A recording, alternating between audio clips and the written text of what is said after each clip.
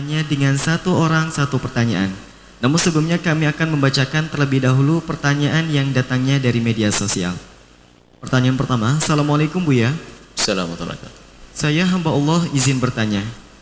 Saya miris melihat berita seorang anak yang membunuh ibunya dengan 50 tusukan pisau hingga meninggal dan mencelurit ayahnya hingga kritis.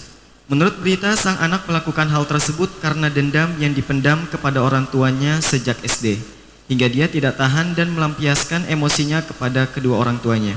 Mohon nasihatnya Buya tentang fenomena ini. Terima kasih. Wassalamualaikum warahmatullahi wabarakatuh. Dengan kejadian semacam itu, ada sesuatu yang harus jadi fokus kita. Bukan kejahatan anak tersebut. Fokus kita adalah sesuatu yang sangat berbahaya, yang harus segera kita singkirkan dalam diri kita, yaitu bibit dendam. Saya lebih melihat dari sisi itu.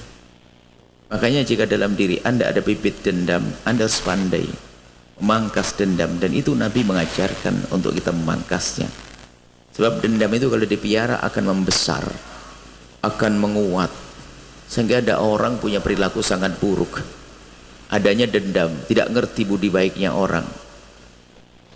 Sehingga kalau sudah hatinya pendendam itu, biarpun orang itu pernah berbuat baik kepadanya, salah sekali saja dianggap kebaikannya sudah tidak ada lagi. Karena memang hatinya sudah rusak, hati kotor. Maka kepada semuanya kami seru, bagaimana kita belajar memangkas dendam kita. Yang memangkas dendam, berusaha menepis dendam, memangkas dendam, dialah ahli surga yang disebutkan di dalam Al-Quran. Surat yang cukup panjang, wasari'u ila maghfirati min rabbikum wa jannatin 'arduha as-samawati wal ardu 'iddat lil muttaqin. Bergegas-bergegaslah kalian menuju surga dan pengampunan Allah dan surga yang disiapkan untuk orang yang bertakwa. Di antara cirinya orang bertakwa yang menjadi ahli surga adalah wal kadhiminal ghaidha, menahan amarah, jangan disimpan di hati menjadi dendam. Wal kadhiminal ghaidha, niat. Dendam itu penyakit yang membahayakan sekali, sehingga suami bisa dendam kepada istri. Na'udzubillah, kalau dibiarkan ternyata bukan saja kepada orang bermasalah, dia sensitif. Kamu menyimpan dendam, demi Allah aku tidak rela, akan aku tuntut nanti. Sehingga bagaimana ada kekejaman terjadi? Karena hatinya mendendam. Sementara Nabi mengajarkan lapang. Jika itu urusan pribadi kita yang diganggu, ayo kita belajar memaafkan. Kita belajar memaafkan. Dan kita lapang hati itu sebenarnya ilmu kebal. Orang sensitif gampang sakit. Namanya manusia. Tentu ada kesalahan dalam bertutur kata, kadang dalam gerak-gerik.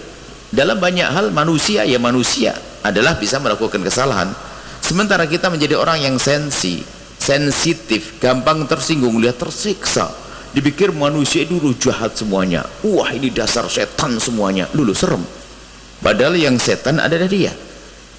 Tapi kalau orang lapang hati, subhanallah, dicaci, diolah, kata Imam Ghazali, kalau ada orang mencacimu, coba kau renungi. Kalau memang kamu itu adalah enggak sejelek yang ia omongkan, ya tinggal bersyukur, alhamdulillah saya tidak sejelek omongan dia.